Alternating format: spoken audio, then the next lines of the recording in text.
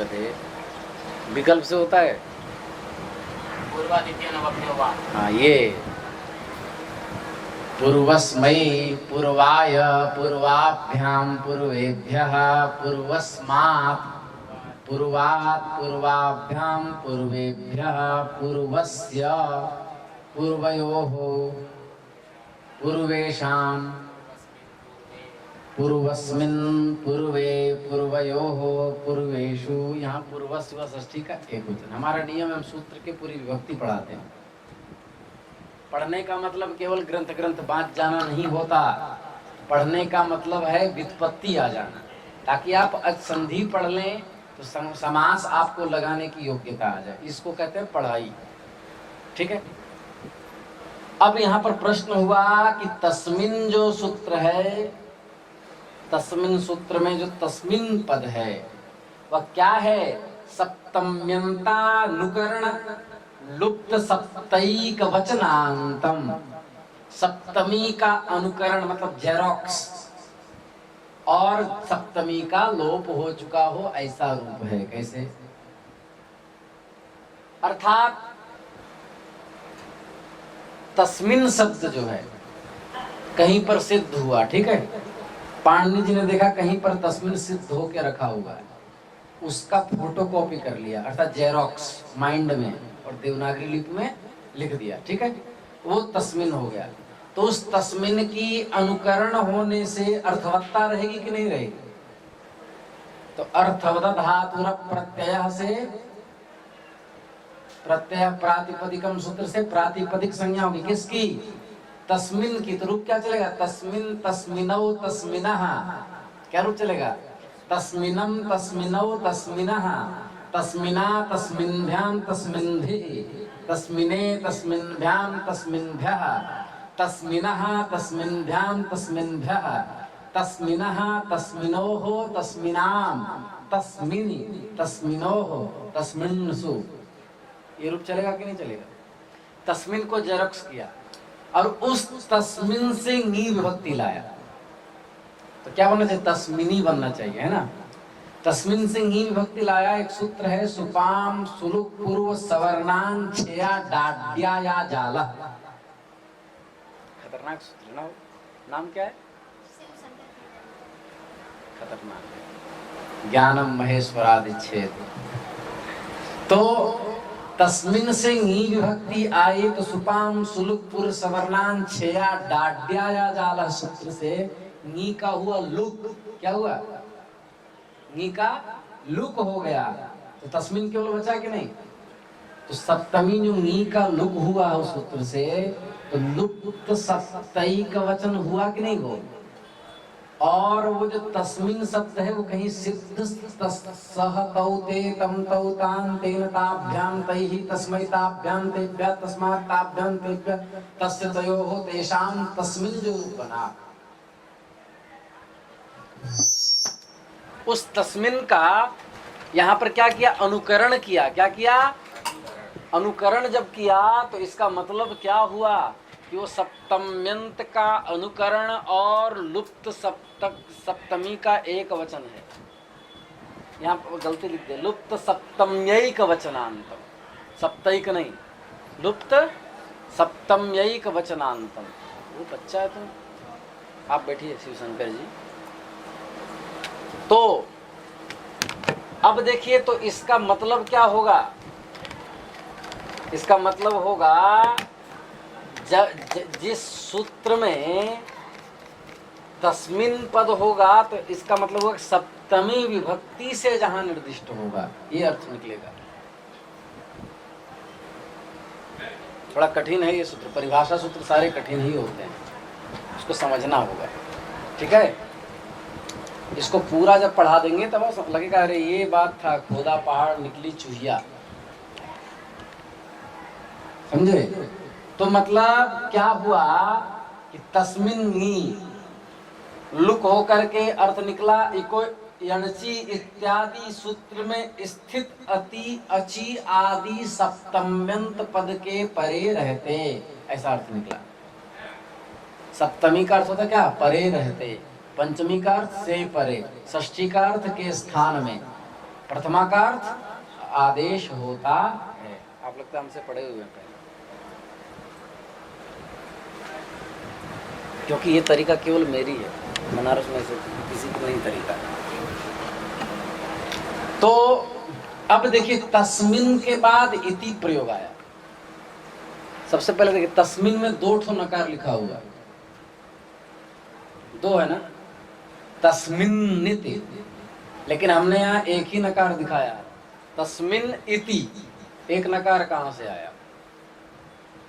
तो एक सूत्र ngमो ह्रस्वादचि ngमुण नित्यम, इस सूत्र से अच परे रहते गम मन गाणा न को मुट णुट और नुट आगम होता है, जिससे क्या हुआ?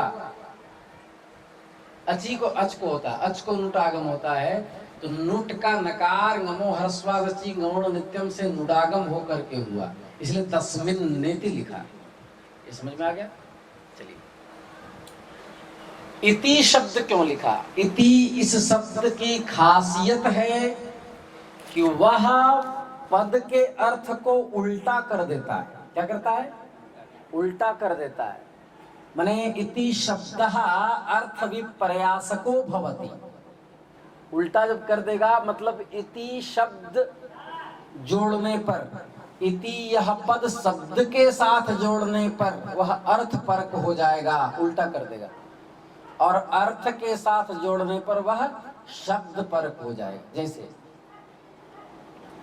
वृश्चति आतपम इति वृक्षः, पथिक जन का, रास्ते में चलने वाले का, यात्रियों के आतप थकान को जो वृश्चति, ओ वृश्चु छेदने धातु है, जो हर लेता है उसको वृक्ष कहते हैं। वृश्चति आतपम इति वृक्षः, जो आतप को हर लेता है उसे वृक्ष कहते हैं।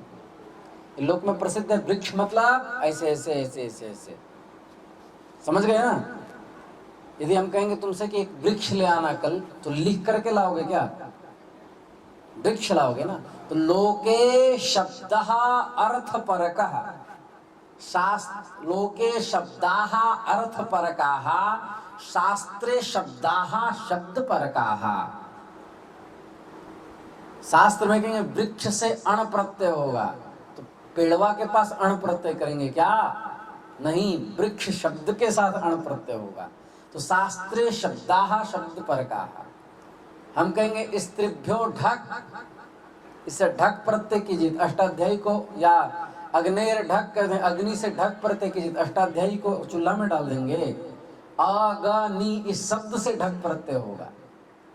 तो शास्त्र में शब्द शब्द परक होते हैं और लोक में शब्द अर्थ परक होते हैं।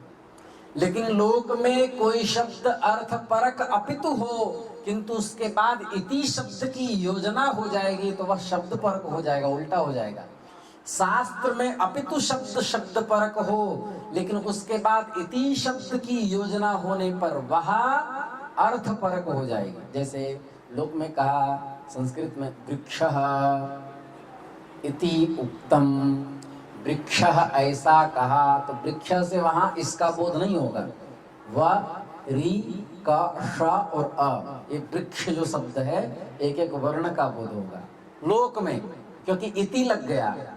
शास्त्र में किसी ने कहा कि गो इति आनीयताम, गो इसको लाओ, तो ग और ओ का बोध नहीं होगा, गो से शासनादिमत्व गैया का बोध होगा, उसको लाने के लिए कहा।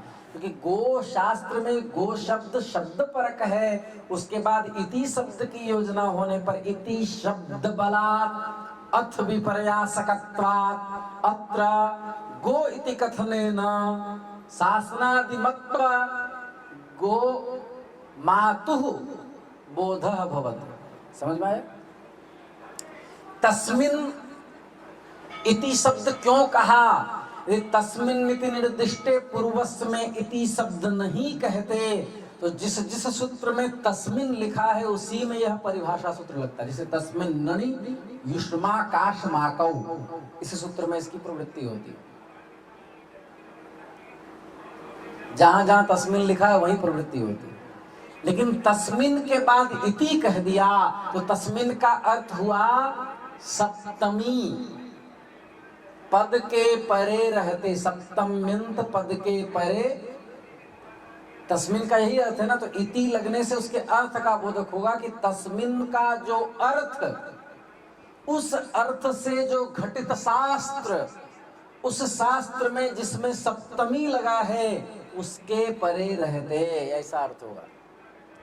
इको यणची यह शास्त्र हुआ, शास्त्र मतलब सूत्र, शास्त्र मतलब सूत्र, तो मतलब सूत्र, इंग्लिश में क्या होता है, स्ट्रक्चर, फॉर्मूला, ठीक है ना। तो तस्मिन यहां पर जब सूत्र शास्त्र देखेंगे, इको यणची हमेशा परिभाषा सूत्र विधि सूत्रों के साथ जाकर के एक वाक्यता करते हैं। परिभाषा सूत्र और अधिकार सूत्र का एक ही लक्षण है, स्वदेशे लक्ष्य संस्कारक बोधा जनकत्वे सति विधि शास्त्रिक वाक्यतया लक्ष्य संस्कारोपयोगी वाक्यार्थ बोध जनकत्वम। स्वदेश में लक्ष्य संस्कार की अबोधकता हो, अपने लिए कुछ नहीं उसके पास, लेकिन विधि शास्त्रिक वाक्यतया, विधि शास्त्रों में जाकर के एक वाक्यता पन्न हो करके नवीन अर्थोत्पत्ति करता है। वो परिभाषा सूत्र भी है, वो अधिकार सूत्र भी ऐसा ही है, ठीक है। तो तस्मिन निर्दिष्टे पूर्व से जब इति लिख दिया तो तस्मिन का अर्थ हुआ सप्तम्यंत पद घटित शास्त्र। तो इको यण और हमेशा परिभाषा सूत्र विधि सूत्र में जाता है, तो इको यणची में जाकर के कहेगा कि सप्तम्यंत पद घटित शास्त्र। तो इको में इकहा क्या हुआ, षष्ठी का एक वचन, यण प्रथमा का एक वचन, सप्तमी हुआ अची, तो सप्तम्यंत पद हुआ अची, सप्तम्यंत पद घटित शास्त्र हुआ इको यणची। सप्तम्यंत पद घटित शास्त्र में सप्तम्यंतत्वावच्छिन्न हुआ अची, हुआ कि नहीं, सप्तमी से संश्लिष्ट अची हुआ ना, उसके परे रहते, मतलब अच के परे रहते, ये अर्थ हुआ। तो सप्तम्यंत पठित घट शास्त्र परे रहते, क्योंकि तस्मिन के बाद इति लिखा, इति शब्द से तस्मिन से ता सा मिन का ग्रहण नहीं होकर के तस्मिन का जो सप्तम्यंत पद उसका ग्रहण होगा, ठीक है। सप्तमी का ग्रहण होगा, सप्तम्यंत पद का ग्रहण कैसे हुआ, जब तस्मिन का अनुकरण करके फिर नी का लुप करेंगे तब अर्थ होगा सप्तम्यंत पद घटित, सप्तम्यंत पद परे रहते तब अर्थ होगा, क्योंकि तस्मिन में दो बार सप्तमी हुई है, एक बार तद शब्द से नी होकर नसिंगियों स्मात स्मिनो से स्मिन होकर के तद के द को अतो गुणे से तदादि नाम से अत्व अतो गुणे से पर रूप होकर तस्मिन बना, उसका अनुकरण किया, जेरोक्स किया, प्रातिपदिक संज्ञात्वात् नी विभक्ति सुपाम सुलुक पुरुष सवर्णान छया डाड्या या जाल से नी का लुक करके जो तस्मिन बनाया, तो एक तस्मिन तो सप्तम्यंत अर्थ हुआ, और एक तस्मिन जो नी गया है उसका अर्थ होगा परे रहते, समझ में आ गया, परे रहते। तो ये तो सब हम बोल ही दिए हैं। तो व्याकरण शास्त्र में तस्मिन का जो अर्थ है उसका ग्रहण होगा, यानी औपष्ट तस्मिन में जो सप्तमी हुई है वह सप्तमी क्या है, तो वह सप्तमी है वैषयिक सप्तमी, संबंध सप्तमी, परे सप्तमी, बहुत सारी सप्तमी होती है। तो औपश्लेषिकाधिकरण सप्तमी, उपश्लेषः संबंधः। तो अब निर्दिष्टे, निर्दिष्टे का अर्थ निर मतलब होता है निरंतर, और दिश मतलब होता है उच्चारण, मतलब निरंतर उच्चारित होने पर, निरंतर उच्चारित होने पर मतलब व्यवधान शून्यत्व, बोलते वो रेगुलर बोलता जा रहा है, इसका मतलब बीच में रुक नहीं रहा है। निरंतर उच्चारण का मतलब क्या हुआ, व्यवधान से रहित, निरंतर उच्चारण पर। तो निरंतर उच्चारण का अर्थ ही क्या, व्यवहित, अव्यवहित, व्यवहित के अभाव को क्या कहा, व्यवहित मतलब व्यवधान, अव्यवहित मतलब अव्यवधान, उसी को कहते हैं निर्दिष्ट। पूर्वस्य मतलब पूर्व के स्थान में, तो सप्तम्यंत पद घटिते शास्त्रे निर्दिष्टे पूर्वस्य इति पदद्वयम् उपतिष्ठते। जो भी सूत्र जिसमें सप्तम्यंत पद घटित शास्त्र हो, सप्तमी हो, वहां पर दो पद की उपस्थिति होती है, निर्दिष्टे और पूर्वस्य की। निर्दिष्टे मतलब व्यवधान से रहित, पूर्वस्य मतलब पूर्व के स्थान में होता है। क्या होता है? आदेशः भवति। आदेश पद का अध्याहार हो जाएगा। तो इन सब को मिला करके वरदराजाचार्य लिख रहे हैं, सप्तमी निर्देशेन विधीयमानं कार्यं वर्णान्तरेणाव्यवहितस्य बोध्यं पूर्वस्य बोध्यम। अब हमको लगता है कि अब दुनिया में कभी किसी से पढ़ना तुम लोग को नहीं पड़ेगा, इस सूत्र को YouTube से एक बार सुन लोगे, क्लियर हो जाएगा। सप्तमी तस्मिन इति का अर्थ क्या हुआ? सप्तम्यंत पद परे रहते, मैंने सप्तम्यंत पद घटित जो शास्त्र इको यणचि, उसके लिए आया था ना ये सूत्र। इको यणचि सप्तम्यंत पद घटित शास्त्र जो इको यणचि में अचि, उस अचि का अच परे रहते, मतलब अच परे रहते। यदि इक के स्थान पर यण होगा तो वहां पर निर्दिष्ट और पूर्वस्य की उपस्थिति होगी, मतलब उसी इक और उसी अच के मध्य में इको यणचि से इक के स्थान पर यण होगा, जहां इक और अच दोनों के मध्य निरंतर उच्चारण हो, मतलब दोनों के मध्य कोई व्यवधान न हो। और व्यवधान न हो और पूर्वस्य होगा तो अच को नहीं होगा, पूर्वस्य मतलब पूर्व के स्थान पर आदेश होगा। समझ में आया? ये मतलब है उसका। सब लोग कहते हैं लिखो सप्तमी से जो विधिमान कार्य वो वर्णों के व्यवधान से रहित पूर्व को होता है। बैल की तरह सब पढ़ाते हैं, इसलिए विद्यार्थी को 5 बार तो लघु सिद्धांत पढ़ना पड़ता है। ये तो 3 बार पढ़ा है, तुम कितने बार पढ़े हो? 6ठा बार है तुम्हारा। तुम भी 5 बार हो ही गया तुम्हारा। हाँ, पहली बार पढ़ोगे और अंतिम बार पढ़ोगे, गारंटी है कहीं फिर दोबारा नहीं पढ़ना पड़ेगा। हमारे पास जो पढ़ता है उसको दोबारा फिर पढ़ना नहीं पड़ता है, हम घोर के पिला देते हैं। जब तक तैयार, जैसे भी इको एनर्जी अभी सुधी उपास से पूरी, जब तक तुम लोग यहाँ बैठे बैठे नहीं बोल दोगे तब तक एचो या वाय नहीं जाएगा। हमारा नियम है, इनका रुका है 4 दिन से पाठ सिद्धांत कौमुदी, इसीलिए रुका है। जब तक जीभ पे पाठ नहीं होगा आगे नहीं बढ़ोगे। थोड़ा थोड़ा खाए मरे न मुटाए, ठीक है। तो सप्तम्यंत पद फिर से समझ लीजिए सब। अब हम आप लोग से पूछेंगे, इको यणचि सप्तम्यंत पद घटित शास्त्र है कि नहीं? एका षष्ठी का एक वचन है, यण प्रथमा का एक वचन, अचि सप्तमी का एक वचन है। तो इको शास्त्र मतलब क्या होता है? अभी बोले थे हम, शास्त्र मतलब सूत्र। तो इको यणचि ये शास्त्र है कि नहीं है? ये शास्त्र है। तब न कहा शास्त्रांतरे प्रविष्टानाम बालानाम चोपकारिका, कहा कि नहीं?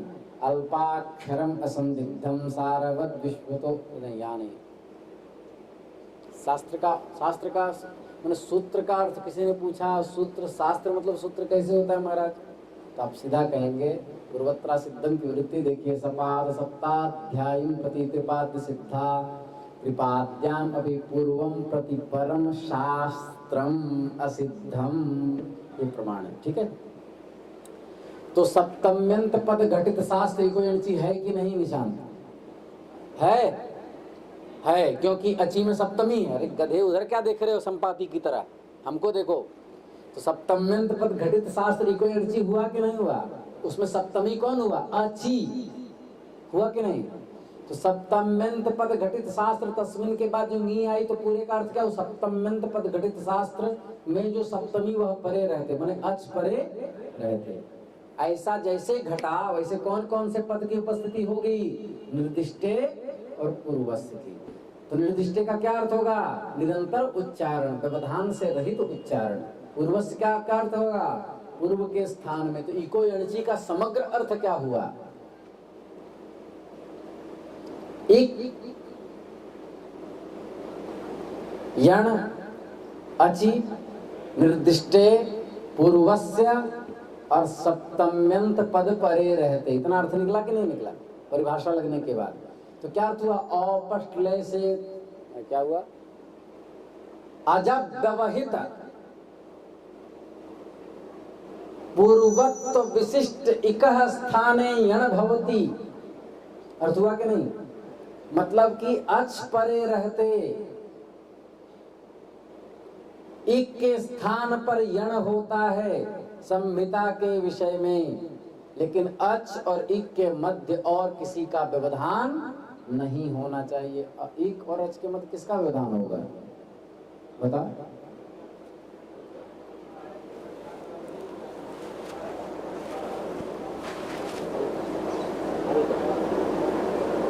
हल्का होगा,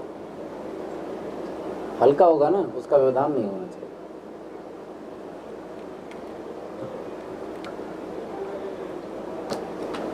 तो व्यवधान नहीं होना चाहिए, बैटरी खराब है, व्यवधान नहीं होना चाहिए। तब क्या होगा? तब इक के स्थान पर यण होगा। मतलब सुधी उपास्य में सकारोत्तरवर्ती उकार हुआ इक, धकारोत्तरवर्ती इकार हुआ अच, लेकिन इक और अच में निरंतर उच्चारण नहीं है, बीच में धकार का व्यवधान है ना? इक से साक्षात अच परे नहीं है, साक्षात होना चाहिए। तो इसके कारण से क्या हुआ? दिक्कत आ गई कि स के ऊ को यण नहीं हो सकता। उपास्य का ऊ को यदि इक माने तो पकारोत्तरवर्ती आकार अच परे है, लेकिन उसके दोनों के मध्य में प का व्यवधान है, निरंतर उच्चारण नहीं हुआ। सुधी उपास्य में धकारोत्तरवर्ती ईकार हुआ इक, उपास्य का ऊकार हुआ अच परे रहते। अब दोनों के मध्य में किसी का व्यवधान है? सुधी और उपास्य के धकारोत्तरवर्ती इकार और उपास्य का ऊ रूपी अच परे रहते कोई व्यवधान है? नहीं है, नहीं है। तो पूर्व के स्थान पर आदेश होगा। पूर्व कौन है? सुधी का धकारोत्तरवर्ती ई, उसके स्थान पर क्या होगा? यण होगा। अब एक और समस्या आ गई कि यण तो य व र ल चार है, ध का ई एक है, एक के स्थान में अनेक की प्राप्ति कैसे होगी? तो कहें एक नहीं है, वो 18 है। बोले कैसे? बोले सुधी का धकारोत्तरवर्ती ईकार जो है वो विधीयमान है कि अविधीयमान है?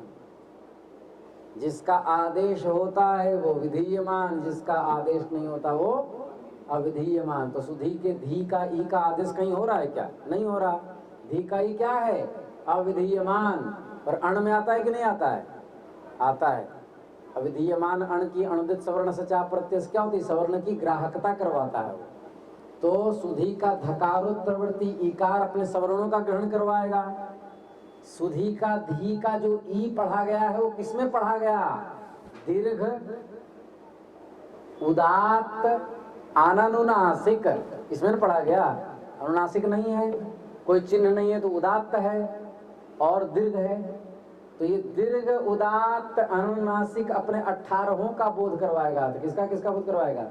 ह्रस्व उदात्त अनुनासिक, ह्रस्व उदात्त अनुनासिक, ह्रस्व अनुदात्त अनुनासिक, ह्रस्व अनुदात्त अनुनासिक, ह्रस्व स्वरित अनुनासिक, ह्रस्व स्वरित अनुनासिक, दीर्घ उदात्त अनुनासिक, दीर्घ उदात्त अनुनासिक, दीर्घ अनुदात्त अनुनासिक, दीर्घ अनुदात्त अनुनासिक, दीर्घ स्वरित अनुनासिक, दीर्घ स्वरित अनुनासिक, प्लुत उदात्त अनुनासिक, प्लुत उदात्त अनुनासिक, प्लुत अनुदात्त अनुनासिक, प्लुत अनुदात्त अनुनासिक, प्लुत स्वरित अनुनासिक, प्लुत स्वरित अनुनासिक। कितने हुए? 18। तो सुधी का धकारोत्तरवर्ती ईकार कितना है? 18। और विधिमान अविधिमान दोनों का ग्रहण करवाता है, किंतु अण जो है केवल अविधिमान का। तो यण विधीयमान है, तो यण अपने सवर्ण या व ल का बोध नहीं करवाएगा, केवल या व र ल का बोध करवाएगा। तो सुधी का ध का ई हुआ 18 और यण कितने हुए 4, तो 18 के स्थान में 4, ये कॉम्बिनेशन बन रहा है कि नहीं बन रहा है? तो ये गलत है ना परिभाषा। एक स्थाने अनेक अनेकेशाम प्राप्ति प्रसंग, एक कहाँ है तो 18 है, 18 है ना। तो यह प्रसंग क्या कहेंगे, वहां एक से जाति लिया है, ई एक जाति हुआ, समझ गए। ई जाति मतलब इत्वावच्छिन्न जाति। तो अब आगे आएगा स्थानांतर तमह, नियम करने के लिए। अनियम हो गया ना, तो नियम करने के लिए अनियमे नियमकारिणी परिभाषा, तो स्थानांतर तमह कल पढ़ाएंगे। नत्वा सरस्वतीं देवीं शुद्धां पुण्यां करोम्यहं पाणिनीय प्रवेशाय लघु सिद्धांत कौमुदीं अ-इ-उन्-रि ऐ औ छाया वरट लं यमगणनं झभै घटथश जब घटदश खा फा छठथ चटतौ कपै सठ सर हल